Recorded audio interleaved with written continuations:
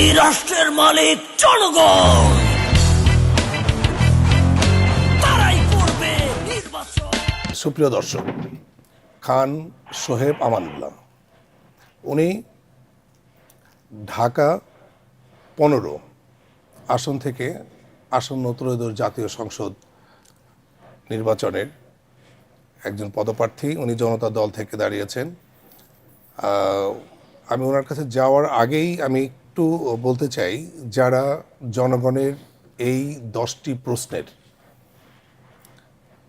অন্তত সম্মুখীন হওয়ার, যে যারা সাহস দেখিয়েছেন, যারা জনগণকে সম্মান করছেন, সম্মান দেখিয়েছেন এবং সত্যিকার অর্থে তারা সৎ, যোগ্য, নিজেদেরকে যেমন দাবি করছেন এবং তারা সেরকম প্রার্থী নির্বাচনে জনগণকে সহযোগিতা করছেন।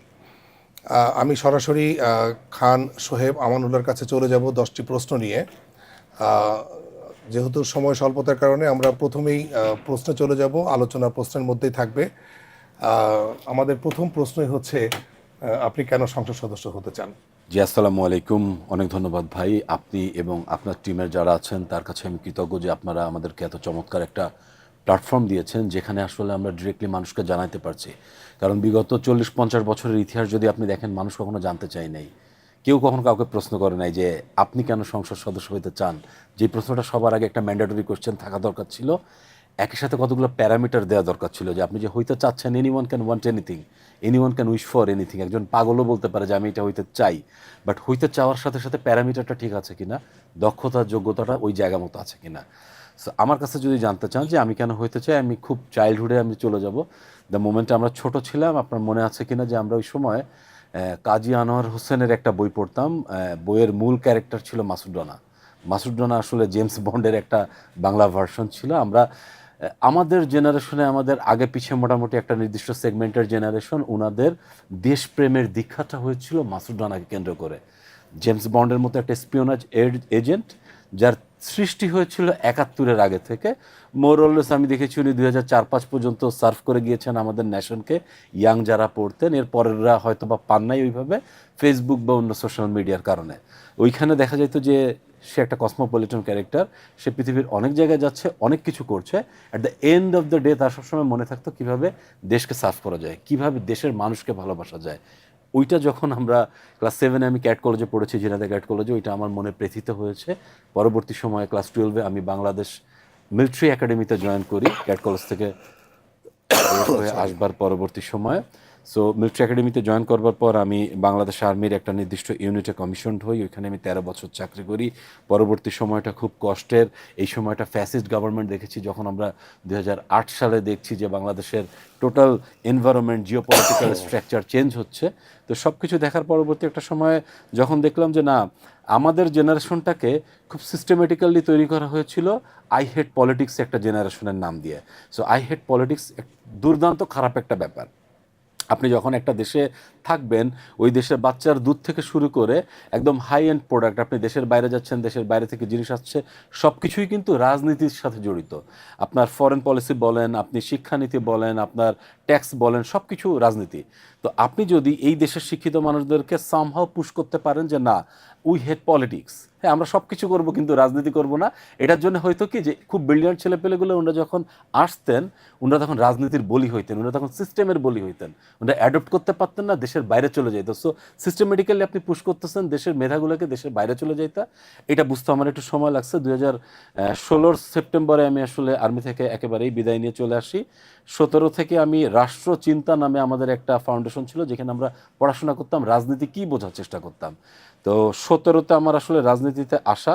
17-তে আমি যখন রাজনীতিতে আসি তখন ফ্যাসিস্ট সরকার একেবারে তুঙ্গে। 18-তে আমাদেরকে সবাইকে হ্যান্ড ডাউন করছিল, যারা যারা ওই সময় ফ্যাসিস্ট রেজিমের এগেনস্টে কথা বলতেন। ওই সময় যেহেতু বাংলাদেশের রাজনৈতিক দল দুইটা ছিল, সো ইউ ক্যান নেম হচ্ছে জামাত এবং বিএমপি। আর আমার কাছে মনে হচ্ছে বিএমপি একটু মোর ওপেন, বিএমপি মোর হচ্ছে জনগণকে ওই সময় নিতে পারতেন। একই সাথে জেনারেল জিয়ার আদর্শ সবসময় আমাদের সামনে ছিল, যেহেতু ক্যাট কলেজ এবং বাংলাদেশ আর্মি। সো ওইটা অ্যাডপ্ট করা আমার জন্য খুব কমফোর্টেবল হয়েছিল। আমি বিভিন্ন জায়গায় বিভিন্ন সেট আপে কাজ করেছি। 24-এর দিকে আমি জিয়া সাইবার ফোর্সের সিনিয়র ভাইস চেয়ারম্যান ছিলাম, কিন্তু 24 পরবর্তী সময়ে আগস্ট যখন শেষ হয়ে গেল, তারপরে আমরা যে দেখলাম যে বিএনপির কিছু পলিসিতে চেঞ্জ আসছে। আর আমরা যারা একটু এডুকেটেড মানুষ, আমাদের যারা একটু মোটামুটি চেনে অনেকগুলো জায়গা বিলং করি, you can also name IB of Dhaka University, এই জায়গাগুলোতে শিক্ষিত মানুষ হওয়ার কারণে কি ইনারা সবসময় প্রশ্ন করা শুরু করে যে এইরকম আপনার দল করছে, why you are also supporting your team, supporting your political party. সবসময় আমরা আসলে অ্যান্সার করতে পারছিলাম না। তো যেহেতু রাজনীতির সবসময় আমার মনে হয়েছে মূল স্তম্ভটাই হচ্ছে স্বচ্ছতা, জবাবদিহিতা। তো জবাবদিহিতাই যদি না থাকে তখন আসলে ওই রাজনীতিটা অ্যাডপ্ট করা যাচ্ছিল না দেখে দেন আমি মৌলিক বাংলা নামে একটা দল গঠনের চেষ্টা করি। আমরা নিবন্ধনের জন্য চেষ্টা করেছিলাম, তখনও হচ্ছিল না আমাদেরকে। ওনারা বলেছিল 60% পর্যন্ত আমাদের অফিস এবং আদার স্ট্রাকচার পেয়েছে। ওই মোমেন্টে দেখলাম যে না, রাজনীতিতে আসতেই হবে, এই জন্য জনতার দলের সাথে কথা বলা, তাদেরকে সাপোর্ট দেওয়ার চেষ্টা করা, তাদেরকে সাথে একই প্ল্যাটফর্মে থেকে দলবদ্ধ হয়ে এমপি ইলেকশন করা। বিকজ টিল দ্য টাইম আপনি আসলে লেজিসলেটিভ জায়গায় না যাচ্ছেন, আপনি পার্লামেন্টে না যাচ্ছেন, your voice will always be overheard or else your voice will be negotiated. That was my reason to talk. এবং ডেফিনেটলি দেশ সেবা তো প্রথমেই বলেছি, দিজ আর কোরিলেটেড। আমি যেহেতু নিজেই নাম্বার দিতে বসেছি, খান সোহেব আমানুল্লাহ, যেহেতু আমি আপনাকে প্রশ্ন করি জনগণের পক্ষ থেকে, আমারও রাইট আছে আপনাকে মার্কিং করার। ডেফিনেটলি। হ্যাঁ, আমার মনে হয় এই বিষয়টা আমি করেই ফেললাম। এখানে একটা প্রশ্ন জনগণ করে, শিক্ষিত জনগণ বলতে মানে আমরা যারা একটু সচেতন জনগণ, গণতন্ত্র নিয়ে আমরা অনেক বড় বড় কথা বলি, তো দলের মধ্যে কতটুকু গণতন্ত্র আছে। যদিও আমি ব্যক্তিগতভাবে আমাকে যদি জনগণের এই সংজ্ঞা দিতে বলা হয় তাহলে একটু ভিন্নভাবে যাবে। তারপরে আমি বলতে চাই যে মনোনয়নের ব্যাপারটা খুব গুরুত্বপূর্ণ। বাংলাদেশে কোনো মনোনয়ন গণতান্ত্রিক প্রক্রিয়া হয় না। আপনার মনোনয়নটা কিভাবে হয়েছে? আপনি দুইটা দুর্দান্ত শব্দ চয়ন করেছেন, একটা হচ্ছে তন্ত্র আর একটা হচ্ছে নীতি। মানে আমি যদি গণতন্ত্রকে আলাদা করে ফেলি, তন্ত্রটা হবে মানে আমি কিভাবে প্র্যাকটিস করছি, তান্ত্রিকতাটা কি। এটার আগে আমি বলবো আমাদের নীতিটা চেঞ্জ করতে হবে। নীতির জায়গাটা আসবে হচ্ছে রাজনীতি থেকে। আমাদের রাজনীতির যে শব্দটা, এই শব্দটা ভুল। আপনার দলের আসতেছি আমি এখানে, এই কামিং ডাউন। অনুসরণ করেছে কিনা? হ্যাঁ, আমি কামিং ডাউন আসছি ওখানে। 10 নাম্বার কিন্তু ছোট্ট প্রশ্ন, হ্যাঁ, বাট হ্যাঁ, এই জন্য একটু মানে এলাবোরেটলি বলতে হবে, এক কথায় উত্তর দিলে মনটা পুরোপুরি বোঝা যাবে না। আমি যদি রাজনীতিতে আসি, আমার প্রথমে এখানে প্রবলেম হচ্ছে রাজনীতি হচ্ছে রাজাদের ক্ষেত্রে ছিল, রাজারা যে নীতি দিতেন ওইটা রাজনীতি। কিন্তু আমাদের দেশ এখন একটা গণপ্রজাতন্ত্রী বাংলাদেশ আমার আর্টিকেল 1 অনুসারে। তা আমি যদি আমার এরপরে ফার্স্ট যেটা হবে সেটা হচ্ছে রাজনীতি শুড বি শিফটেড উইথ জননীতি। জননীতিটা যখন আপনার থাকবে না, তখন আপনার গণতন্ত্রটা প্র্যাকটিস হবে। জননীতি থেকে আপনি গণতন্ত্র প্র্যাকটিস করবেন, তখন আপনি আপনার দলের যারা কেন্দ্রীয় রয়েছেন তাদের সাথে কথা বলতে পারবেন। আমি প্রথমে মৌলিক বাংলার কথা বলে দেন জনতার দলে আসবো। মৌলিক বাংলাতে আমরা একটা প্র্যাকটিস করেছিলাম যে আমরা সেন্ট্রাল মানে যে পোস্টগুলো আছে, এটা সভাপতি হতে পারে, এটা সেক্রেটারি হতে পারে, ওই জায়গাটাতে আমরা 3 থেকে 4 জন মানুষ আসলে রাখবো। যেহেতু ওই সময় প্রচুর মানুষকে ধরে নিয়ে যাচ্ছিল, ধরার অল্টারনেটিভ যাতে থাকে, ওই মোমেন্টে আমরা সবসময় চেষ্টা করেছি আমাদের যে কেন্দ্রীয় কমিটি ছিল 55 জনের নির্বাচনের মাধ্যমে নির্বাচিত করা। এই নির্বাচনটা আমরা অফিসিয়ালি যেভাবে করেছি তার থেকে অনেক বেশি in a semi formal structure আমরা বসে এই ভাই আমরা জিজ্ঞেস করতাম যে ভাই আপনাদের ভিতর থেকে কে সেক্রেটারি হইতে চান। সো দেখা গেল 3-4 জন মানুষ উঠলো, then we use to select যে আচ্ছা অমুক ভাইয়ের ফেভারে কয়টা ভোট। দেখা গেলো যে 55 জনের ভিতরে অমুক ভাইয়ের ফেভারে আমার 30টা ভোট উঠলো। সো আমরা ওনাকে সভাপতি 1 দিলাম। এরপরে দেখা গেলো 25টা ভোট উঠছে, সভাপতি 2, 20টা ভোট সভাপতি 3। এইরকম একটা স্ট্রাকচার আমরা মৌলিক বাংলায় ফলো করেছিলাম। আর জনতা দলের সাথে আমাদের যেটা হয়েছে যে আমরা যখন একেবারে নির্বাচন দ্বার প্রান্তে, আপনি দেখেছেন যে যারা স্বতন্ত্র আসছিল ওই সময় রাষ্ট্রীয় পর্যায়ে একটা ইনস্ট্রাকশন ছিল স্বতন্ত্রদেরকে সেইভাবে ফ্যাসিলিটেট না করার জন্য, এবং ওনাদের ফাইলগুলো যখন দেখা হবে খুব কড়াভাবে দেখার জন্য। যে জন্য যারা আপা, ওনারা তো বেশ সেলিব্রিটি মানুষ, ওনারাও কিন্তু এই প্রসেসের থ্রুতে প্রথমবার আসতে পারেন নাই। ওই মোমেন্টে আমরা সিদ্ধান্ত নেই যে যেহেতু আমরা বেশ দল যারা আমরা অনেক কষ্ট করি অল দ্য মোমেন্টে, সো আমাদের যদি একজন মানুষও চলে যায়, ফসকে যায়, ওইটা আমাদের জন্য বেশ একটা ফিনান্সিয়াল এবং আমাদের জনগণের জন্য যারা আমাদেরকে সাপোর্ট করেন তাদের সাইড থেকে একটা লস হবে। এটার পার্সপেক্টিভ দেন আমরা চিন্তা করি যে আমাদের সমমনা দল কারা আছেন, জনতার দল আমাদের সমমনা ছিলেন। আমি যতদূর জানি উনাদের ভিতরেও একেবারে নির্বাচিত পন্থার মাধ্যমেই উনারা উনাদের মনোনয়ন প্রত্যাশীদেরকে এভালুয়েট করেছেন, বা উনাদের কেন্দ্রীয় কমিটিতে যারা আছেন তাদেরকে উনারা এভালুয়েট করেছেন। আমার জানা মতে দুইটা দলেই আমরা গণতন্ত্রের প্র্যাকটিস করেই আমরা এই পর্যন্ত এসেছি। এইখানে কিছু গ্যাপ থাকতে পারে, নতুন দলের ক্ষেত্রে যে গ্যাপটা হয়, দেশের সার্বিক পরিস্থিতির কারণে যে গ্যাপটা হয়, দেশের সিস্টেমের তাড়াহুড়োর কারণে যে গ্যাপটা হয়, এটা আশা করি জনগণ ক্ষমা সুন্দর দৃষ্টিতে দেখবেন এবং আমাদেরকে ফ্যাসিলিটেট করবেন। আপনারা তো ইচ্ছে করলে ইলেকট্রনিক আইডির মাধ্যমে এই ভোটিংটা রেকর্ডেও রাখতে পারতেন, যেটা আমি এখন দেখতে পারতাম যে আসলে আপনি যে কনস্টিটিউয়েন্সির এখন প্রার্থী ঢাকা 15 আসনে, যে কতজন দলীয় সদস্য আপনাকে এই নির্বাচনে অংশগ্রহণের জন্য মনোনয়ন দিয়েছে। তাহলে আমরা ওই যদি 50 জন হতো, 100 জন হতো, হ্যাঁ, আপনি আপনার নিকটতম প্রতিদ্বন্দ্বী চাইতেন। এটা আপনি একটা দুর্দান্ত আইডিয়া দিয়েছেন। আমরা যেহেতু ভোটিংটা করিয়েছি ওইখানেই আমাদের সিদ্ধান্ত হয়েছে, but for the future reference আমরা আপনার এই সাজেশনটা নিলাম এবং আমরা এটা ইমপ্লিমেন্ট করার চেষ্টা করব। Thank you very much. আমি মার্কিং করছি, মার্কিং তো আমাকে করতেই হবে, যেহেতু এটাকে এখানে একটা ছোট প্রশ্ন আছে, এটা বেসিক প্রশ্ন, জনগণ জানতে চায় যে আমরা যারা নির্বাচনে অংশ নেই আমাদের বাধ্য করে একটা হলফনামা, হলফ মানে তো ওয়াদা, শপথ করে আমরা একটা অঙ্গীকারনামা দিয়ে আসি। সেখানে আমরা বলি যে আমি বছরে আমার ইনকাম 4 লাখ টাকা, আমি সংসার মেনটেন করি, বা 5 লাখ টাকা বা 10 লাখ টাকা, এর বাইরে আমার আর কোনো ইনকাম নাই, আমি হলফ করে শপথ করে আল্লাহর নামে কসম করে বলছি, তাই তো? নাকি এর বাইরে কিছু আছে? হ্যাঁ, এরকমই আছে, এবং ওটা আপনার রোটারি করেও জমা দিতে হয়। হ্যাঁ, এটা কসম করে, শপথ করে, হ্যাঁ, হলফ করে আপনি এটা বলছেন।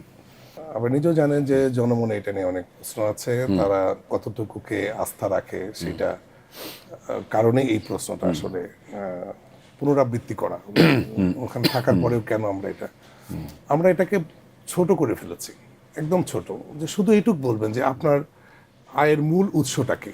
আমরা যেন এইটুক বুঝতে পারি যে আপনি যদি ধরেন একজন প্রফেসর হন, মাসে যদি তার 30,000 টাকা বেতন পান, কিন্তু আপনি ধরেন আপনার ঠান্ডা কাশি লাগলে আপনি সিঙ্গাপুর যান, অথবা আপনার বেগমপাড়ায় 2টা বাড়ি আছে, অথবা আপনি মার্সিডিজ ছাড়া চড়তে পারেন না, কিন্তু আপনার মাসে ইনকাম, আপনি একজন প্রফেসর 30 বা 50,000 টাকা বেতন পান, আপনার আয়ের মূল উৎসটা কি?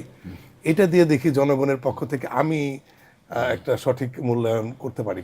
ডেফিনেটলি আপনি দুর্দান্ত একটা প্রশ্ন করেছেন, এবং আপনি হয়তোবা খেয়াল করে দেখেছেন যে কয়দিন আগে সেনা প্রধান যিনি, ওনার একটা ছোট্ট ভিউ কার্ড ভাইরাল হয়েছিল। উনি বলছেন যে আপনারা ভোট দিয়ে ক্ষমতায় আনবেন যে মানুষরা ঋণগ্রস্ত, যে মানুষরা অন্যান্য বিভিন্ন ধরনের কার্যক্রমের সাথে জড়িত, যাদের ব্যাক রেকর্ড রয়েছে, যে এর আগে ওনারা কোথায় কি করেছেন, এবং যারা অনেক জায়গায় মামলার আসামি, দ্যাট ইনক্লুড সিভিল এবং হচ্ছে, শেয়ার করেছি এটা। হ্যাঁ, আপনি শেয়ার করেছেন। সো এর কিছুদিন পরে আবার বের হয়েছে যে আইসপিআর বলছে যে এই ভিউ কার্ডটা আসলে রিয়েল না, এরকম কোনো কথা উনি বলেন নাই, কিন্তু লাভ হয়েছে যেটা, হ্যাঁ, that is the point, we love it. হ্যাঁ, I think 95% of the demographic people of our country, যারা দেশের বাইরে বা দেশের ভিতরে অবস্থান করছেন, all of those people like it. এটা কিন্তু একটা ভিউ কার্ডের মাধ্যমে আমাদের মনের কথাটা চলে আসছে, আমাদেরও একই মনের কথা। তো আমার জন্য সুবিধা হচ্ছে, আমি চাকরির জন্য বেতন পাইতো সেই 2004 সাল থেকে, অলমোস্ট 21 বছর হয়ে গিয়েছে। তো 4 সাল থেকে আল্লাহ রাব্বুল আলামিন অ্যালাউড মি যে আমি যাতে টিনটা মেনটেন করতে পারি, ট্যাক্সটা দিতে পারি। তো 2016 পর্যন্ত ফুল ট্যাক্স মেনটেন হয়েছে, যেহেতু সরকারি চাকরিতে কোথায় কত টাকা বেতন পেয়েছি একদম ওইটা ক্রিস্টাল ক্লিয়ার, ট্রান্সপারেন্ট। 16-র পরবর্তী সময় যে কটা জায়গায় চাকরি করেছি সব জায়গা থেকে আমি দিতে পেরেছি আমার ট্যাক্সের হলফনামা। এই 16-র পর থেকে আসলে একটু টাকা পয়সা কামাই করা শুরু করছি, না হলে হয়তো বা কয়েক লাখে হিসাব দিয়ে দিতে পারতাম। আমি খুবই ভাগ্যসম্পন্ন একজন মানুষ যে আমার যে এমপি নমিনেশন ফর্মটা ওইটা আমি ফিল আপ করি, নিজের হাতে ফিল আপ করেছি। সো এবং এইটা একদম প্রথম দিন, মানে 3 তারিখে আমাদের ঢাকা 15-র জন্য নির্বাচন অফিসার যিনি, ফুললি ওনার নাম হচ্ছে ইউনুস ভাই। সো ইউনুস ভাই যখন আমাদেরকে সবার বললেন যে আপনাদের ঠিক আছে বা ঠিক নাই, ফাইনাল ক্লারিফিকেশনটা বা ক্লিয়ারেন্সটা উনি দিলেন, তো উনি তো সাথে সাথে আমার নাম নিয়েছেন। তো আমার সাথে যিনি থাকেন ওই ভাই তখন আমাকে বলছিলেন যে আপনি নিজেই পূরণ করলেন উইদাউট এনি লিগাল হেল্প, আর আপনি এটা বেরোয় আসলেন, এটার কারণটা কি?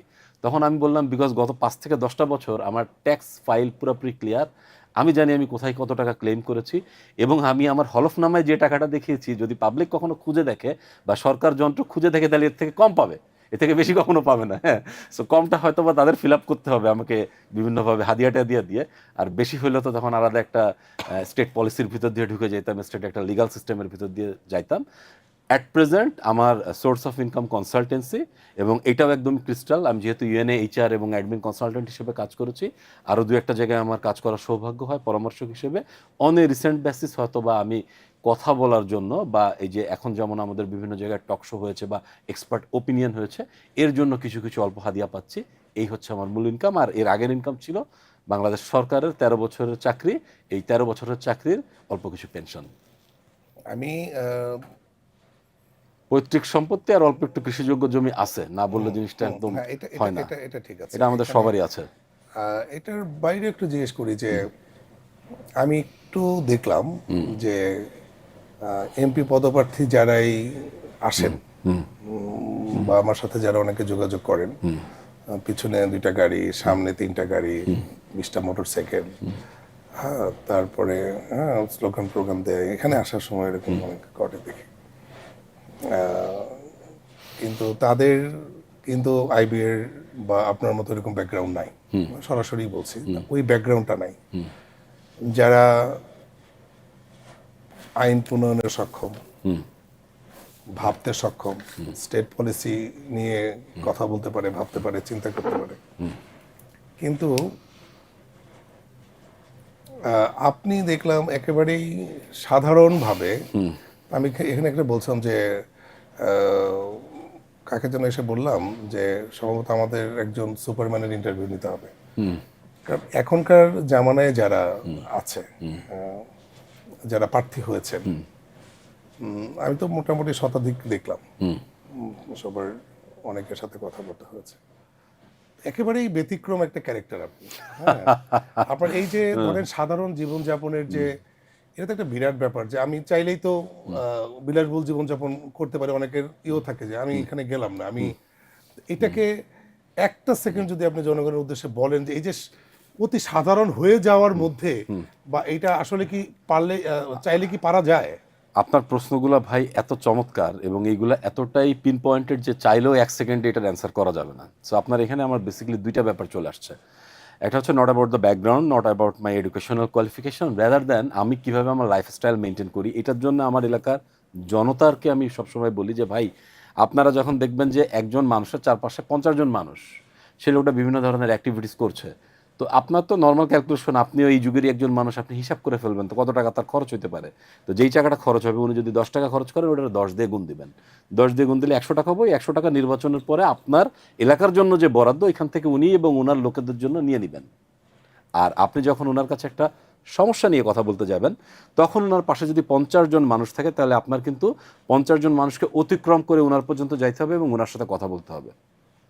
That is the thing. আমি একা চলি, একা আমার মতন করে থাকছি। সো আমার কাছে আসাটাও সহজ, একই সাথে আপনার এলাকার জন্য কতটুকু বরাদ্দ, আমার এলাকার জন্য কতটুকু বরাদ্দ, মান্থ এন্ডে আমার আপনাকে বোঝায় দেওয়াটা সহজ। এবার আসি হচ্ছে যে লাইফ মেনটেন্যান্সের কথায়। 16 পর থেকে যেহেতু আমি একটু ভালো জায়গায় পড়াশোনা করেছি, 2টা মাস্টার্স আমার, আমি ভালো ভালো চাকরি করেছি, অলমোস্ট অলওয়েজ 6 ডিজিট স্যালারি। তো এইটা দিয়ে হচ্ছে আমার মিসেস যেটা আমাকে বলেন, যে সবসময় বলেন যে তুমি তো, আমাদেরও তো মন চায় যে আমরা একটা ভালো আইফোন চালাই, আমরা মালয়েশিয়ার একটা টুইন টাওয়ারের সামনে যে একটা চেক ইন দেই, বা দেশের বাইরে তোমার বন্ধুরা যেখানে যায়, তারপর তোমার বন্ধুরা অলমোস্ট সবাই এখন এসইউভি চালায়, তুমি একটা সেই পুরান জামানার করোলা গাড়ি চালাও, টয়োটা। হ্যাঁ, তো এইগুলো বেলার পরে আমি ওই দিন ওকে কিছু বলি নাই, আমি আরও 2 দিন পরে ওকে 2টা ছবি পাঠাইছি। তো একটা ছবি হচ্ছে আপনার আনোয়ারাতে 2টা বাচ্চাকে রেখে দিয়ে ওর বাবা চলে গিয়েছিল, আর একটা ছবি হচ্ছে আমাদের রেল স্টেশনে একটা মা শুয়েছিল 2টা বাচ্চাকে নিয়ে। তো এই ছবিগুলো দেখার পরে আমার মিসেসের মনটা নরম, উনি অলমোস্ট তার চোখ থেকে পানি চলে আসছে। এরপর আমি তারা বললাম যে এই যে ছবিগুলো দেখলে, দেখার পর তো তোমার তাদের দেখে মনটা খারাপ লাগছে, so how do you feel, what do you want to do now? তো উনি বললেন যে হ্যাঁ, I am feeling very bad, I want to do something for them. তখন আমি বললাম যে তুমি তো কান্না করতে পারছো, you can express your feelings, আমি ওইটা পারছি না, বাট আমারও মনে তোমার মতনই খারাপ লাগছে, ওই জায়গাটাতে আমি কাজ করছি। এখন তুমি বলো যে আমাদের যে ছোটোখাটো টাকা পয়সা আছে, এটা কি আমরা মানুষের অধিকার আদায়ের জন্য চেষ্টা করব, কিছু ফ্যামিলিকে স্বাবলম্বী করার চেষ্টা করব, মানুষের নীতি কথাগুলো বলার চেষ্টা করব, নাকি আমরা বিদেশে যে সিঙ্গাপুর বা কোনো একটা জায়গায় ভালো চেক ইন দিব বা ভালো খাবো? দেন শি ওয়াজ কনভিন্সড এবং she supported me throughout my journey 100%, more than 100%। Thank you. আমি একটু পরের প্রশ্নে চলে যাই। 4 নম্বর প্রশ্ন একটু কাইন্ডলি দেখেন। এটা প্রশ্নটা আগে যেমন ছিল আমি সেইভাবেই করি, একটু এমন করা হয়েছে। সততা, সততা শব্দের এখন আমি জানি না আমাদের দেশে এই শব্দটাও এখন খুব ওয়েট ক্যারি করে না। একটু অন্যভাবে একটু চিন্তা করতে হবে আর কি। আমি সক্ষমতাটাও বলি। আরো যদি ভেঙে বলতে পারি কথা এবং কাজের সামঞ্জস্য, এই ম্যাটারগুলো। যোগ্যতাটাও আমাদের এখানে বলতে গেলেই অনেক ধরনের প্রশ্ন চলে আসে। এরপর আমি যেটা বলতে চাই, ওকে ফাইন, আমি এত কিছু জানতে চাই না, আমি শুধু বুঝতে চাই, জানতে চাই যে আপনার মধ্যে 3টা বা 4টা জিনিস আছে, এটার একটা নমুনা আমার লাগবে, এক্সাম্পল লাগবে, আমার প্রমাণ লাগবে।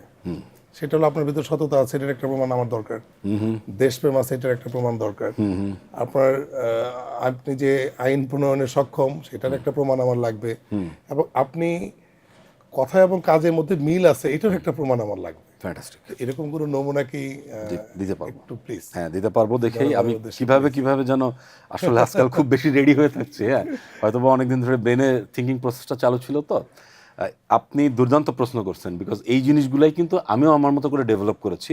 সো আমি যদি একটু ক্লাস্টার করে ফেলি, আপনার সততার কথা কাজের সামঞ্জস্য আমার একসাথে একটু কোলাই করছে, একই জায়গায় সেন্টার হয়ে যাচ্ছে। হ্যাঁ, তো আমি আমার যে লিফলেটটা বানিয়েছি, আমার লিফলেটটা দরিদ্র মানুষের লিফলেট। আমি দেখছি যে ম্যাক্সিমাম লিফলেট রাস্তায় পড়ে থাকে, তখন আমার মনে হতো যে কি করলে আমার লিফলেটটা রাস্তায় পড়ে থাকা মানে অলমোস্ট আমার 1 টাকার মতন একটা জিনিস ফেলানো। দরিদ্র মানুষের এই 1 টাকার খুব ভ্যালুয়েবল একটা টাকা। তো এই লিফলেটেই আমি আপনার প্রশ্নের উত্তর দিয়ে দিয়েছি, যেখানে আপনার কথা কাজের সামঞ্জস্য এবং সততাটা চলে আসছে। কিভাবে চলে আসছে? আমার লিফলেটে আমি আমার ফেসবুকের আইডি দিয়েছি, একটা স্ক্যান দিয়েছি। এটা স্ক্যান করলে আপনি সাথে সাথে ঢুকে যেতে পারবেন আমার ফেসবুকে। আমি যখন বলছি এই লিফলেটটাই আমার প্রচারণার মূল কারণ। যখন যাচ্ছি মানুষ জিজ্ঞেস করছে, ভাই এতদিন কোথায় ছিলেন? আমার 9 বর্গ কিলোমিটার এলাকার ঢাকা 15তে 3.5 লক্ষ মানুষ আছে, ভোটার আরও মানুষ বেশি আছে, অ্যাকচুয়ালি 7-8 লক্ষ। 7-8 লক্ষ লোকের ভিতরে আপনি সবাইকে চিনতে পারবেন না। সো এটার জন্য আপনার কাছে যখন একটা মানুষ ভোট চাইতে যাচ্ছে, আমার তো মার্কা নাই, সো তারা তো আমার মার্কার উপরেও ডিপেন্ড করতে পারছে না, দলের উপরেও ডিপেন্ড করতে পারছে না। বাট তার তো আমার যে আন্দোলনটা ছিল জুলাই আগস্টে, এটার মূল কারণ ছিল স্বচ্ছতা, জবাবদিহিতা এবং সিলেকশন ক্রাইটেরিয়া সেট আপ করা। জবাবদিহিতা, সিলেকশন ক্রাইটেরিয়া আমি কিভাবে করব? এই জবাবদিহিতার জন্য আমার এই কোডটা দেওয়া। এই কোডটাতে আপনি স্ক্যান করলে দেখতে পারবেন যে আমি কি এখন শুধু ভোটের জন্য মিথ্যা কথা বলছি, এখন আমি ভালো ভালো কথা বলছি, বিগত 10 বছর আমি নারীদেরকে দাবায় রাখতে চাইছি, এখন আমি বলতেছি যে না ভোট দিলে আপনাদেরকে ভালো ভালো কার্ড দিয়ে দিব, কিন্তু আমার দলে আরও 50-60% আমি ঋণগ্রস্ত লোকদেরকে অ্যাডপ্ট করার চেষ্টা করতেছি, নাকি গত 5-7 বছর ধরে কোনো ধরনের মার্কা ছাড়া, কোনো ধরনের টেন্ডারবাজি জেতার উদ্দেশ্য ছাড়া আমি মানুষের জন্য আল্লাহর ওয়াস্তে কাজ করে আসছি। এই ট্রান্সপারেন্সি এবং জবাবদিহিতার জায়গা, বা আপনার ভাষায় যেটা হচ্ছে কথা কাজের সামঞ্জস্যের জায়গাটা, আমি এটার মাধ্যমে তৈরি করেছি। আমি আমার ভোটারদেরকে বলি, আপনি দেখেন, দেখার পরে যদি আপনার মনে হয় এই লোকের কথা কাজের ভিতরে মিল আছে তাহলে, এবং এই লোক অনেস্ট একটা মানুষ যে বাংলাদেশের জন্য কাজ করতে চাচ্ছে, তখন শুধুমাত্র আপনি আমাকে ভোট দিবেন। এবার চলে আসি আপনার দেশপ্রেমের কথায়। দেশপ্রেম না থাকলে আমাদের জেনারেশনে যারা আসলে বেশ ভালো একটা রেজাল্ট করতেন, যারা স্ট্যান্ড করতেন, তাদের পক্ষে বাংলাদেশ সেনাবাহিনীতে আসাটা টাফ। তো ওই জায়গাটা আমরা তখনই ক্রস করে এসেছি। এই দেশপ্রেমের জায়গাটাকে আমি আরেকটু মানুষ যাতে বুঝতে পারে তাদের জন্য আরেকটু ট্যাঞ্জিবল করে দিব। কিভাবে ট্যাঞ্জিবল করব? আমি যখন বাংলাদেশ আর্মিতে চাকরি করতাম, তখন আমরা বিভিন্ন ক্যাম্পে কাজ করতাম। আজকে আমি ফেসবুকে একটা ভিডিও দিয়েছি, ওখানে বলেছি যে আমার একটা সুন্দর ক্যাম্প ছিল লিরাগাঁও। লিরাগাঁওয়ের বাংলা মানে হচ্ছে কচ্ছপতলি, মানে যার আশেপাশে ঝিরি আছে ওখানে কচ্ছপ পাওয়া যায়। কচ্ছপতলিতে আমি কি করতাম, আমার যখন এসআরপি এলআরপি না থাকতো, ইউজুয়ালি আমাদের ক্যাম্প লাইফ। তো ক্যাম্প লাইফে আমি সকালবেলা উঠে বাচ্চাদের স্কুলে পড়াইতে যাইতাম। বাচ্চাদেরকে আমি সারাদিন ইংলিশ আর অঙ্কটা পড়াইতাম আর কি। ওনাদের একটু ইংলিশ অঙ্কের প্রতি একটু ভীতি ছিল, ওইটা আমি ওভারকাম করে আসার চেষ্টা করতাম থ্রু মাই আর্মি ক্যারিয়ার। ওনারা এখনও বিভিন্ন দেশে যে বিভিন্ন ভার্সিটিতে পড়তে যেয়ে আমাকে ফোন দেয়।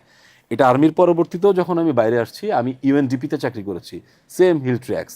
বিলাইছড়ি নামে একটা জায়গা আছে, বিলাইছড়ি ফারুয়া, রাঙামাটির একেবারে প্রত্যন্ত অঞ্চল।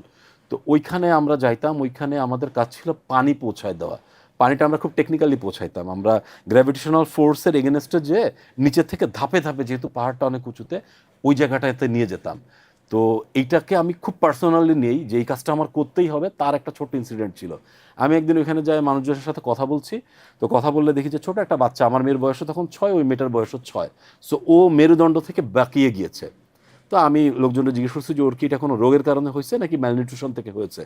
তো পিপল আমাকে, ওখানে যারা সারাউন্ডিংস, ওনারা আমাকে বললেন যে ভাই এইটা হচ্ছে ওর বাবা মা মারা গেছেন, তো ওর দাদি বেঁচে আছেন, দাদি অন্ধ, তো এই মেয়েটার পানি আনার জন্য 1.5 থেকে 2 ঘন্টা সময় লাগে। ওর আর ওর দাদির একদিনের পানি আনতে যান, সাথে করে 5-6টা পাত্র নিয়ে যান। এই পাত্রগুলা ও এইভাবে নিয়ে যায়, এই পাত্রগুলো আবার 1.5 থেকে 2 ঘন্টা, মানে 3 থেকে 4 ঘন্টা ওর টোটাল ইনভেস্টমেন্ট দিনের ভিতরে উঁচু নিচু পাহাড়ি পথে ও নিয়ে আসেন। তো এই নিয়ে আসার জন্য আনতে আনতে ওর একটা সময় মেরুদণ্ড বাঁকিয়ে গিয়েছে। তো এই হচ্ছে আমাদের দেশের সাধারণ মানুষের পরিস্থিতি। আমরা যখন আসলে ওয়াশরুমে ফ্লাশ করি, আমরা যখন ভ্যাসিনে কল খুলে রাখি, আমরা এটা বুঝতে পারি না, কিন্তু আপনি যখন প্রত্যন্ত অঞ্চলে যাবেন, এর পরবর্তী সময়ে আমরা ওইখানে পানির ব্যবস্থা করেছিলাম। আমাদের পানির কারণে ওইখানে 8 থেকে, ওটা একটা ছোটো স্যাম্পল, আরও আমরা অনেক জায়গায় করেছি ইউএনডিপির পক্ষ থেকে। সো ওই জায়গাগুলোতে আমরা এই পানিগুলোর ব্যবস্থা করতাম এবং বায়োডাইভার্সিটি আবার ফিরে এসেছিল।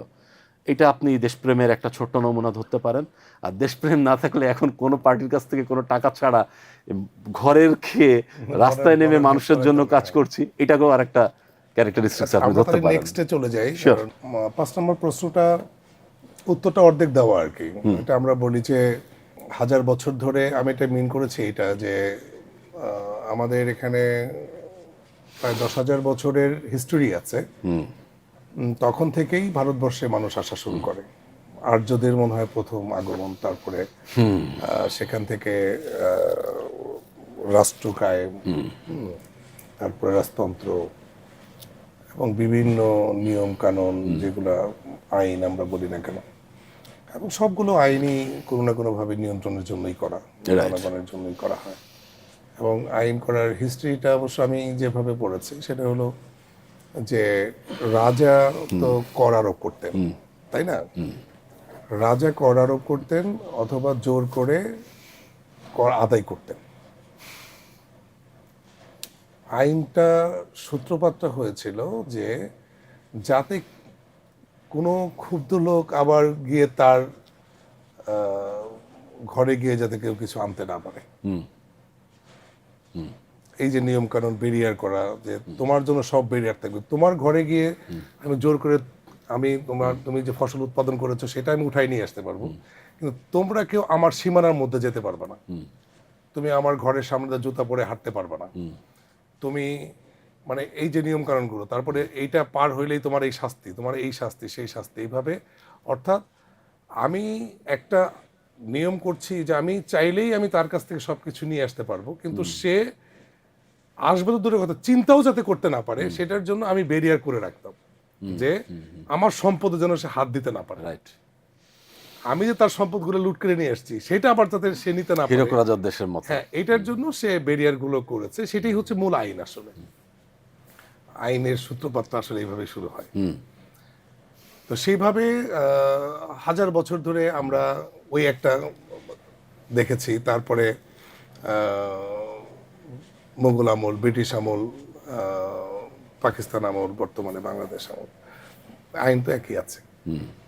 আমি বারবারই বলি যে আইন তৈরির উদ্দেশ্য যেহেতু ভয়াবহ রকম নির্যাতন, জনগণের জন্য তো অবশ্যই না, জনগণকে যে কোনো মূল্যে ব্যারিকেড করা, নিয়ন্ত্রণ করা, এবং জনগণের কাছ থেকে সম্পদ যে আমি লুটে নিব, বিভিন্ন পন্থায় নিব, এবং সেটার জন্য যত ধরনের আবিষ্কার আছে সব আমরা করি, জনগণের কাছ থেকে সম্পদ লুট করা।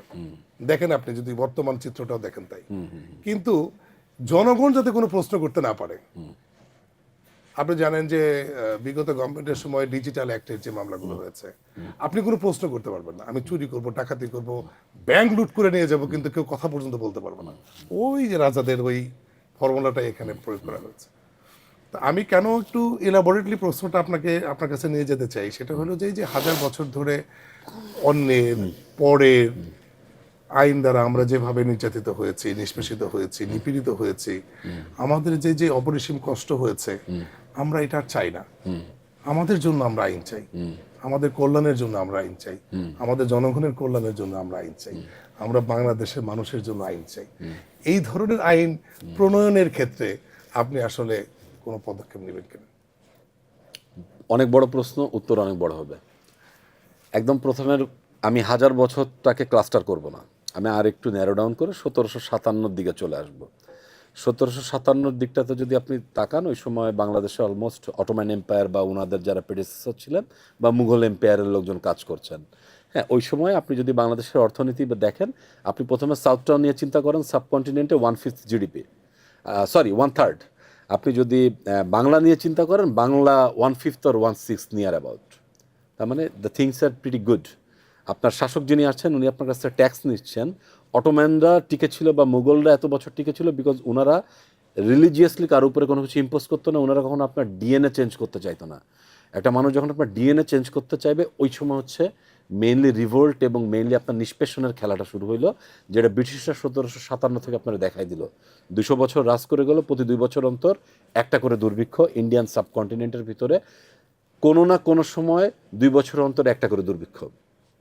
এটা যখন করছে তখন বাংলাদেশে কিন্তু বেস্ট ক্রাফটসম্যানরা কাজ করছে, বেস্ট সেলাররা কাজ করছে। ওই সময় কিন্তু বাংলা জাহাজ প্রডিউস করতো, ওই জাহাজটা বিক্রি হইতো বাইরের কান্ট্রিগুলোতে। ব্রিটিশরা ওনাদের দিকে এটা নিয়ে যাওয়ার জন্য ওনারা বাংলা থেকে যে জাহাজটা যাবে মেড ইন বাংলাদেশ যেটা, তার উপরে ট্যাক্স বাড়ায় দিল। ব্রিটিশরা আমাদের মানুষের হাতটা কেটে ফেললো, আঙুলটা কেটে ফেললো, সব কিছু করে টরে ফেললো। এরপরে দেখলো আচ্ছা 200 বছরের বেশি তো আর পারতেছি না, সব জায়গাতে একটা মার্কসিজম বা হোয়াট এভার ক্যাপিটালিজমের এগেনস্টের হাওয়া চলছে বা কলোনিয়ালিজমের এগেনস্টে একটা হাওয়া চলছে, তাহলে এই হাওয়াটাকে আমরা অ্যাড্রেস করবো কীভাবে? Then they started grooming up their own culture. যে কালচারটা এমন হয়ে যাবে যে আমরা ফিল করব যে আমরা যদি ওনাদের দিকটাতে যাই আমরা আসলে জাতে উঠে গেলাম, এবং ওনারা এমন মানুষগুলোকে প্রমোট করা শুরু করলো, নিজেদের দিকে টানা শুরু করলো, আমাদের লিডার বানানো শুরু করলো। যে মানুষ দেখবেন সবসময় তার লিডারকে ফলো করে। একটা লিডার যদি চোর হয়, মানুষ চায় চোর হয়ে সে ফেমাস হইতে, সে ইতিহাসে বিখ্যাত হয়ে রয়ে যাইতে। তো এই 200 বছর গেল, 200 বছর পরবর্তী সময় যখন যারা যেভাবে আসলে ক্ষমতার কেন্দ্রবিন্দুতে যাইতে গেছে, দেখবেন যে বাংলাদেশে বা সারা বিশ্বে একটা চমৎকার কথা বলে, এটার নাম হচ্ছে ডিপ স্টেট।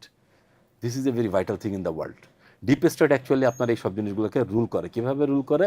আপনি যখন টাকাকে ঈশ্বরের ক্ষমতা দিবেন, টাকা একটা জড় পদার্থ, হ্যাঁ, আপনার কিন্তু বেঁচে থাকার জন্য শুধুমাত্র ভাত লাগে, সোশ্যাল কিছু সেফটি সিকিউরিটি লাগে, আপনার পারিবারিক অ্যাফেকশন লাগে। আপনি ওইটার বাইরে যা চিন্তা করছেন, এখন বাঁচার জন্য আমার একটা আইফোন লাগবে, এখন বাঁচার জন্য আমার ব্যাংকে কিছু টাকা লাগবে। এই টাকা মোমেন্টটাকে যখন আপনি ক্ষমতায়িত করতেছেন না, ওনারা তখন এই যে Rothschild, Rockefeller, whoever may be the father of them, তো তারা করলো কি, তারা তখন টাকার উপরে ঈশ্বর বা টাকার উপরে গডকে আরোপ করে দিল।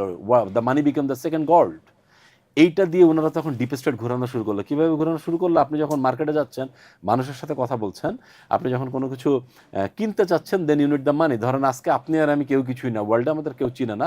So someone from the outer world, from the Europe is my boss. My boss is telling যে Shoaib I want to do this thing is in your country. আমি তোমার হিল ট্রেক্সের অমুক অমুক জায়গা থেকে এক্সট্রাক্ট করতে চাই, তোমার আমি ওইখানে একটা পজিশন দিতে চাই, তুমি এটা কীভাবে করবা? আমরা কেউ চেনে না, আমি বলবো টাকা দেন বস। টাকা আমি নিয়ে গেলাম, এখন টাকা নিয়ে আমি ওইখানে বিলানো শুরু করলাম। I become someone a charitable organization. এরপর আমি ওই লোকগুলো নিয়ে কাজটা শুরু করলাম। এটা একটা প্রশ্ন। এইটা আপনার যে 1000 বছরের যে খেলাটা ব্রেকডাউন করে দিলাম, 200-300 বছর ধরে এইভাবেই চলে আসতেছে। 200-300 বছর ধরে আসার পরে যে এটা হয়েছে, এখন হচ্ছে জিনিসগুলো ফানি হয়ে গেছে। কীভাবে ফানি হয়েছে? আমরা আমাদের মানুষগুলোকে ভিক্ষুক ট্রিট করে মজা পাই। কি ভিক্ষুক যদি ট্রিট না করি, তাহলে এখন যখন আমাদের বিভিন্ন মিছিল মিটিং হচ্ছে, এখানে তাকাইলে দেখবেন 50-70% আন্ডার এজ বাচ্চা, বা দেখলে বোঝা যায় এই মানুষগুলোর ইনকামিং কোনো সোর্স নাই। এই মানুষগুলোর যদি ইনকামিং সোর্স হইতো তাহলে তো এরা আপনার মিটিং মিছিলে যাইতো না। আমি যখন আমার এলাকায় গণসংযোগ করি, অনেক বড় ভাইরা যারা দেশের বাইরে থেকে আসছেন, তারা এসে আমাকে বলতেছেন যে ভাই, you are doing things like হচ্ছে অলমোস্ট দ্য ডেভেলপ ওয়ার্ল্ড। ওইখানে মানুষের পিছনে কেউ থাকে না, কেউ রোড ব্লক করে না, সবাই যার যার জায়গায় যায় মানুষের কথা বলে, মানুষ তার কথা চা খাইতে খাইতে শোনে। এই কালচারটা কিন্তু বড় বড় দল যারা করছেন, তারা যদি মানুষের কাজ দিয়ে দেন, তার পিছনে কোনো লোক থাকবে না, তার দিয়ে আপনি মানুষ মারাইতে পারবেন না। যেইখানে আপনি আপনার সংবিধানটা ঠিক করে পড়তেছেন না, আপনার সংবিধানে আছে আর্টিকেল 32, যেটা অলরেডি বলে দিচ্ছে যে আমাদের সবার জন্য বেসিক যে 5টা রাইট, এইটা কনফার্ম করতে হবে।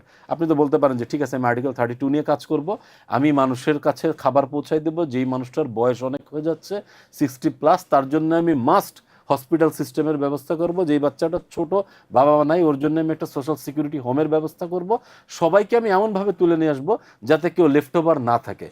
একটা সমাজ কিন্তু চিত্রায়িত হয় বা সংজ্ঞায়িত হয় ওই সমাজের একেবারে নিম্ন স্তরে যে মানুষটা রয়েছেন, who is the minorest of the all classes, তাকে আপনি কিভাবে ট্রিট করছেন তার উপরে।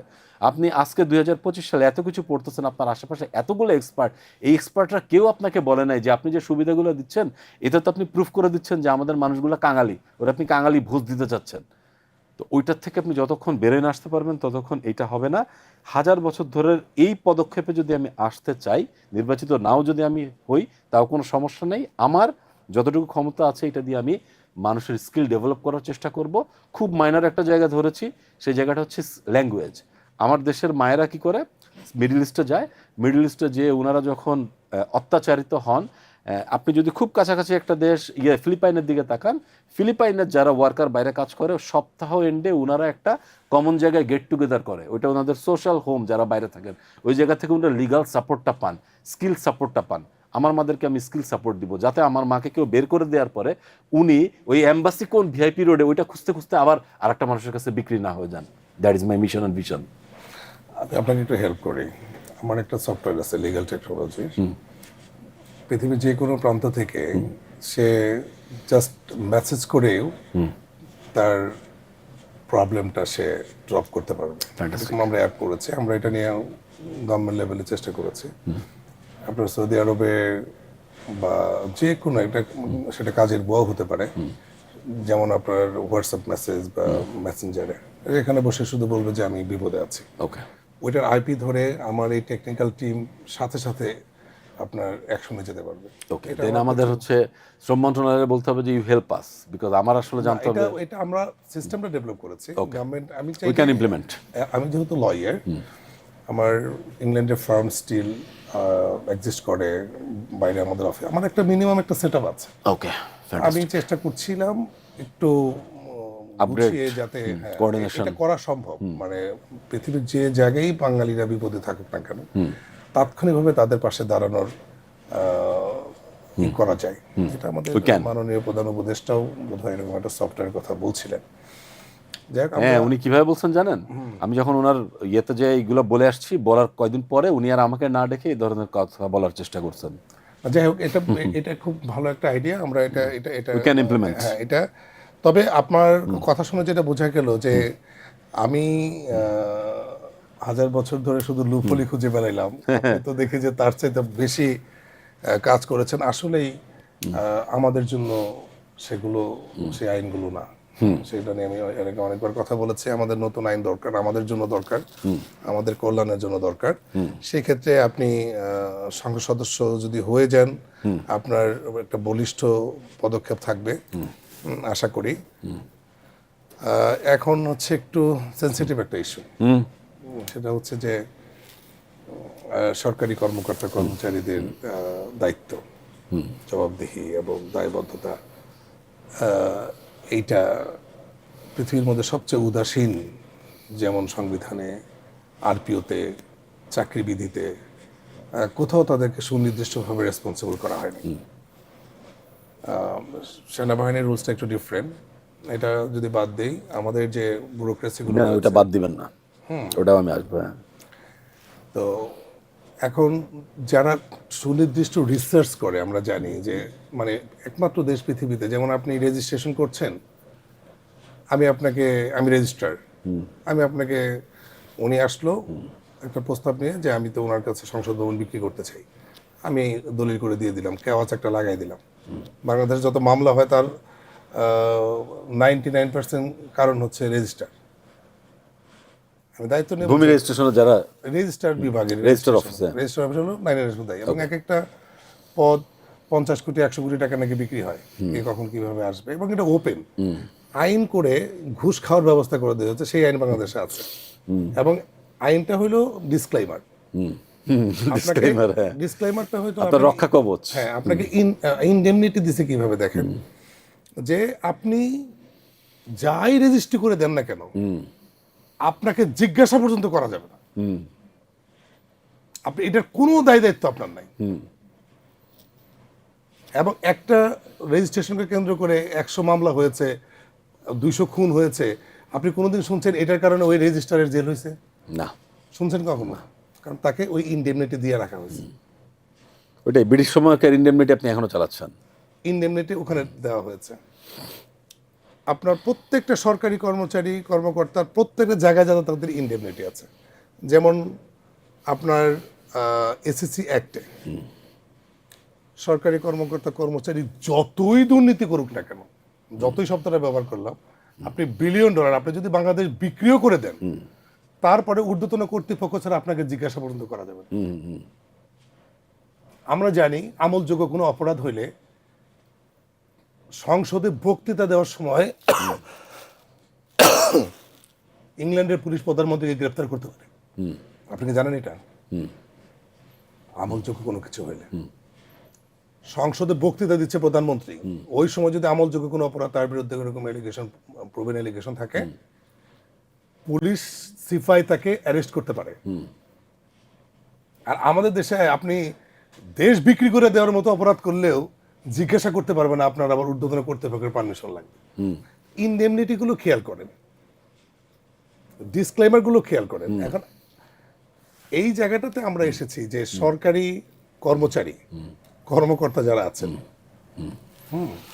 এদের দায়িত্বশীল করা, জবাবদিহিতার আওতায় নিয়ে আসা, তাদের বাধ্যকর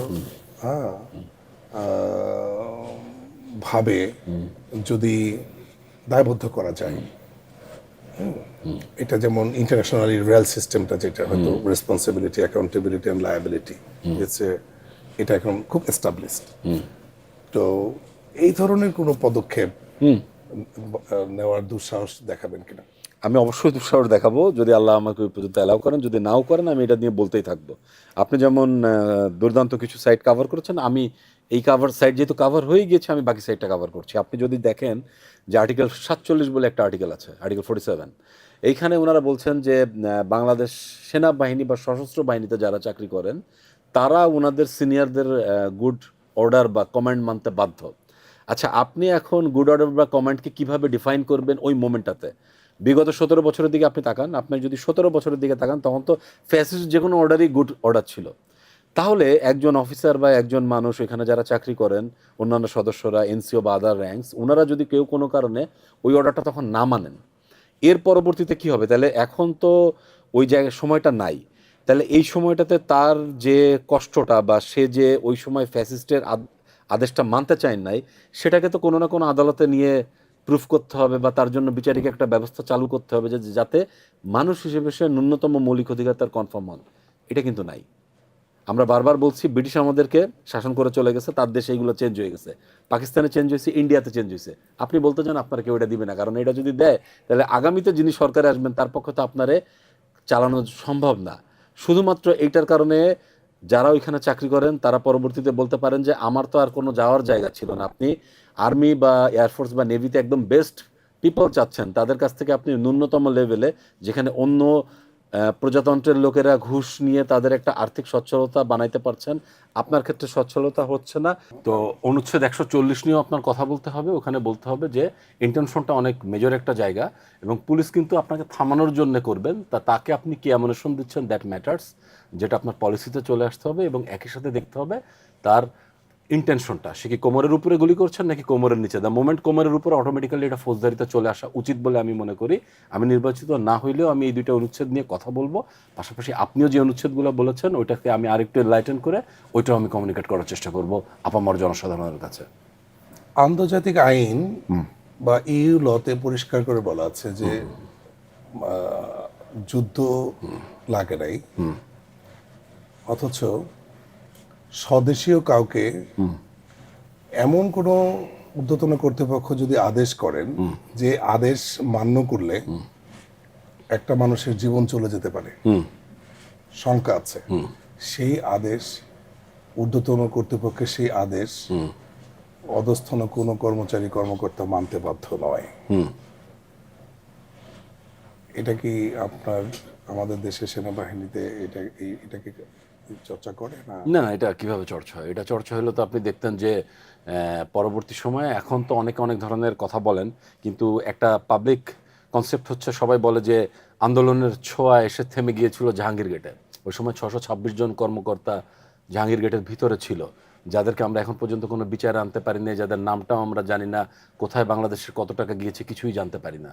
তো আপনার যে পলিসিটা, ওটা যদি নির্ভরশীল বা পিপলসের জন্য হইতো, যে সম্পৃক্ত একটা পলিসি, তাহলে তো এই জিনিসটা হইতো না। ওটা তো আমাদের দেশে প্র্যাকটিসও নাই, এরকম কোনো পলিসিও নাই। পলিসিগুলো বানানোই হয়েছে যাতে আপনি ক্ষমতা যন্ত্র থেকে দেশটাকে চালাইতে পারেন। জনগণের জন্য কোনো কিছু নাই মনে হয় না এখন পর্যন্ত না।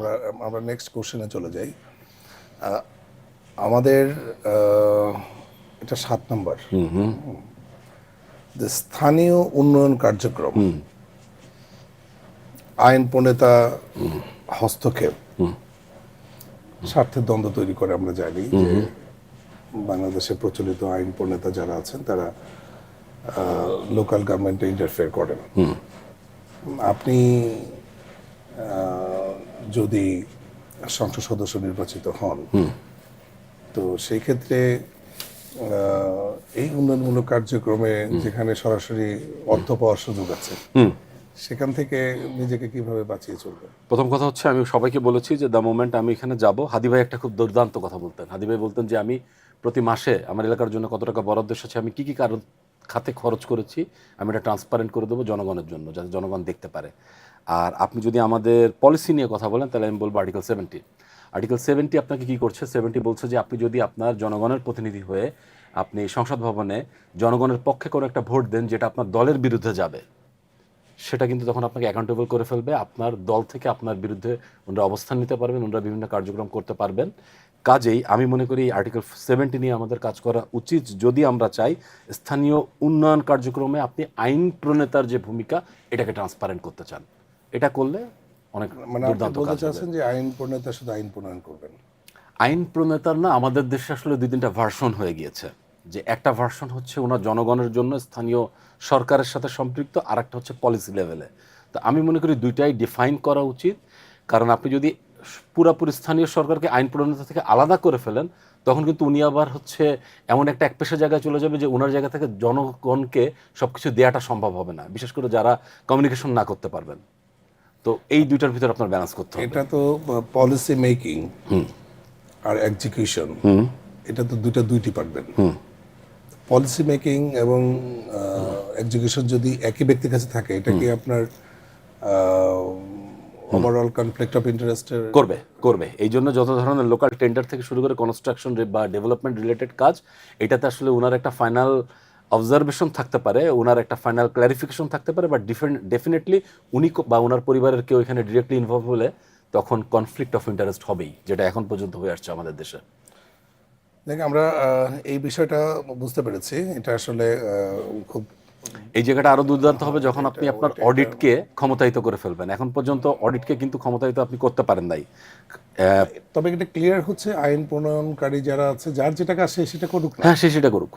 আমার অন্য কাজে হস্তক্ষেপ কেন করতে হবে? না, দরকার নাই। ওটা করলে তো তাহলে আপনি আর লোক খুঁজে পাবেন না, ডুয়াল সিটিজেনদেরও পাবেন না, আপনার যারা ঋণগ্রস্ত তাদেরকেও পাবেন না। বিকল্প লোকের অভাব, 18 কোটি মানুষের মধ্যে প্রতিনিধি হওয়ার কেউ নাই। অভাব তো ভাই, এই জন্যই তো বিদেশ থেকে লোক এনে চালানো লাগছে। দেখতেছেন না যে চুক্তি সবার কাছে না বলেও কিভাবে আপনার ডিপি ওয়ার্ল্ড দিয়ে আমার ইয়াপটা পর্যন্ত চালানো লাগতেছে। আপনি এটা মনে করেন যে গত 50 বছর ধরে বাংলাদেশে কোনো পার্টি অথবা কোনো ইয়াং কোনো নেতৃত্ব জন্মগ্রহণ করে নাই? না, জন্মগ্রহণ করতেছিল যাদের, তাদের তো আপনি মেরে ফেলতেছেন। জন্মগ্রহণ করে নাই বলতে হয় নাই, মানে কি এটা কি এরকম যে যে কোনো মূল্যে তাদেরকে হতে দেওয়া হয় না, অথবা আসলে কোনো জন্মগ্রহণ যে কোনো মূল্যে হতে দেওয়া হয় না? যারা যেতে পারছে, তারা স্পেসে মহাকাশে যেতে পারছে, কিন্তু আপনার এখানে এমপি হওয়ার কোনো যোগ্য লোক আমরা তৈরি করতে পারছি না। এমপি হওয়ার কোনো যোগ্য লোক তৈরি করতে পারছেন না। যেই লোকটা ছোট করে হয়েছিল ঢাকা 8-এ হয়তো বা বের হয়ে আসতে, এবার হাদি ভাই, তাকে তো আপনি মেরে ফেললেন।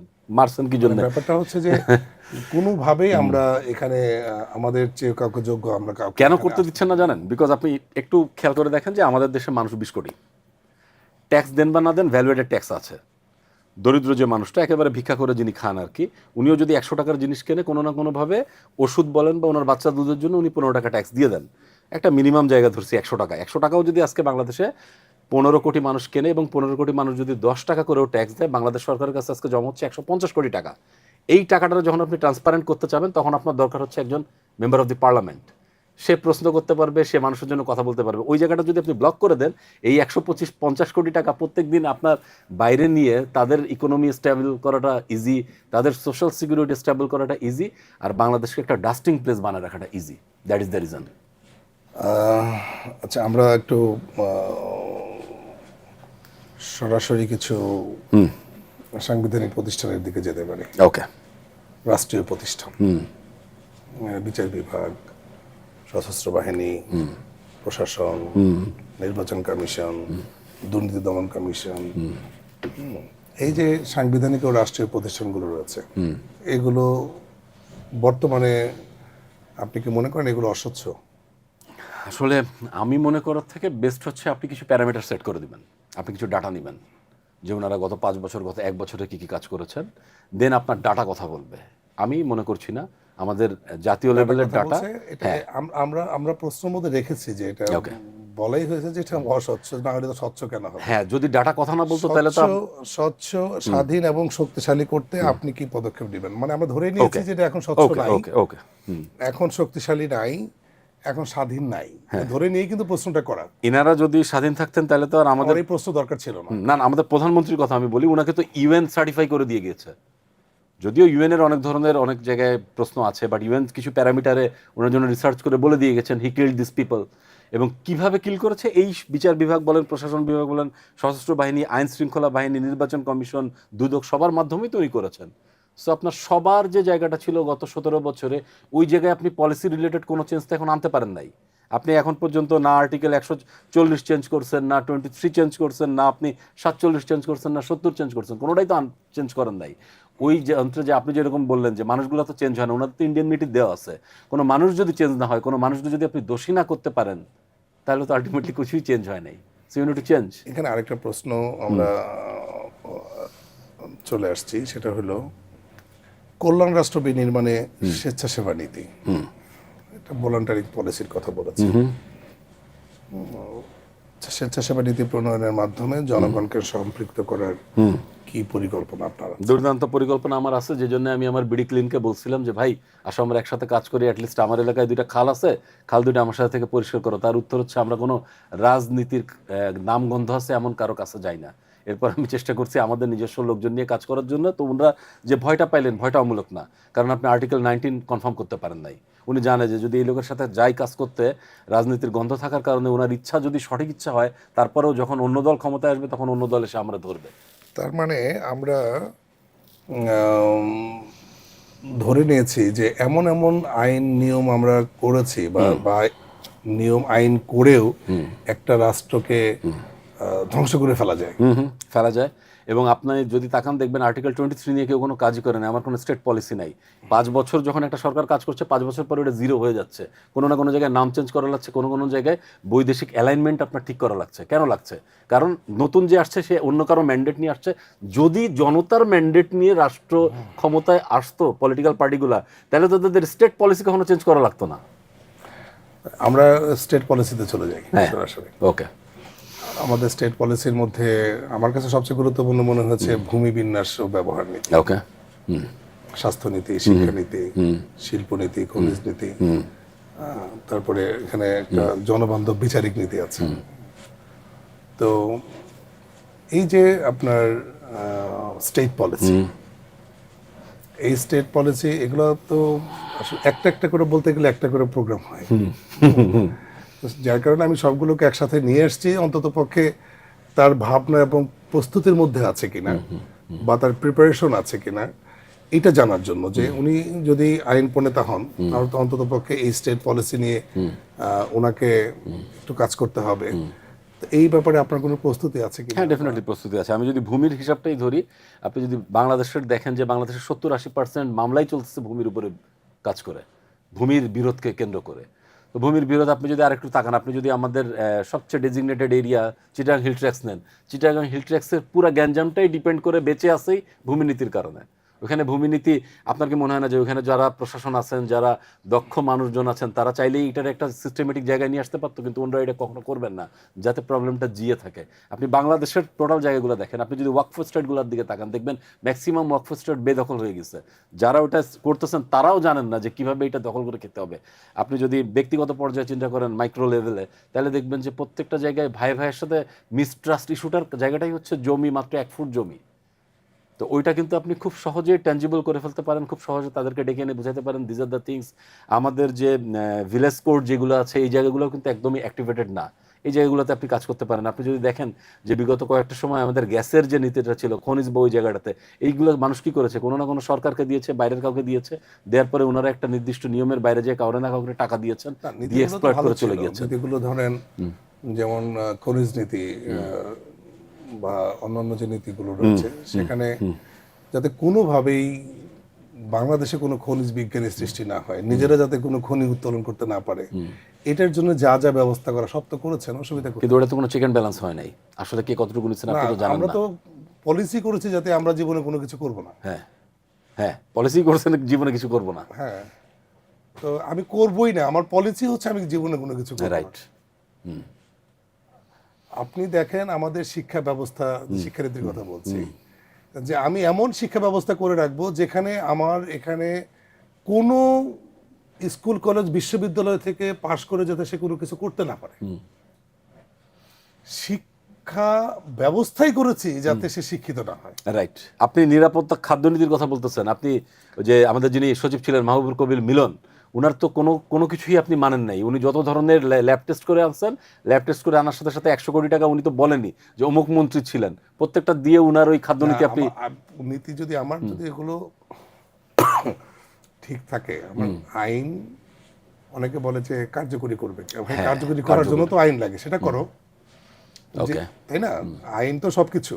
তো আমি কার্যকরী করার জন্য তো আমি আইন করতে পারি, সেটা করি না কেন? আমার বক্তব্য হচ্ছে নিরাপদ খাদ্যের কথা বলেন, স্বাস্থ্যের কথা বলেন, শিক্ষার পররাষ্ট্রের কথা বলেন, পররাষ্ট্রের কথা বলেন, সবকিছু হচ্ছে এমন ভাবে করব যাতে কিছু করা না লাগে, ওটা কোনো অর্থ যাতে বহন না করে। আজ থেকে 1000 বছর আগে ডমসডে বুকের সেই অবিকল স্ট্রাকচার এখনো পুরো ইউকেতে রয়েছে 1000 বছর ধরে। রাইট। আমরা এমন একটা নীতি চাই, স্টেট পলিসি চাই। তো সেই বিষয়ে যদি আপনি পলিসি, আসলে তো একদম যে নাই তা না, পলিসি আমাদের অনেক আছে।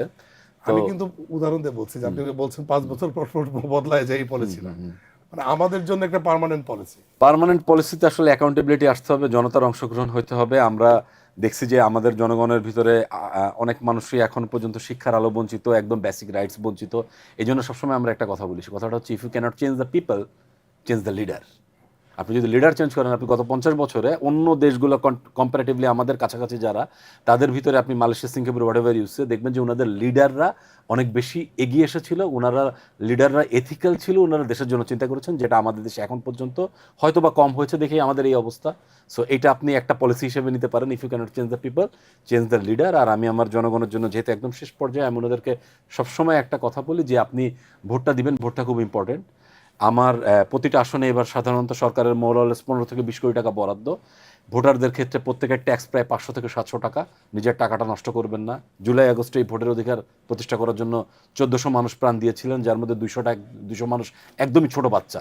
আমাদের সবার বাসায় বাচ্চা আছে, আমরা জানি বাচ্চারা মারা গেলে কি অবস্থা হয়। এই জন্য আমি ওনাদেরকে বলি, ভোট দেন, আপনার আঙুলের একটি ছাপ বদলে দেবে আপনিও আপনার সন্তানের অনাগত আগামী দিনের ভবিষ্যৎ। That is my sir. আপনাকে অসংখ্য ধন্যবাদ খান শোয়েফ আমানুল্লাহ। Thank you. আপনার কাছ থেকে আমরা প্রথমে হচ্ছে যে আপনার উপস্থিতি, আপনার এই জনগণের প্রশ্নের সম্মুখীন হওয়া এবং তাদেরকে নিয়ে আপনার ভাবনা, সব কিছুই আমাদের কাছে খুবই ইতিবাচক। কারণ জনগণ প্রশ্ন করতে পারছে, যাচাই বাছাই করে জনগণ সত্যিকার সৎ, দক্ষ এবং সক্ষম ব্যক্তিকে নির্বাচন করবেন, এই আশাবাদ ব্যক্ত করে আজকের প্রোগ্রাম আমরা এখানে শেষ করছি।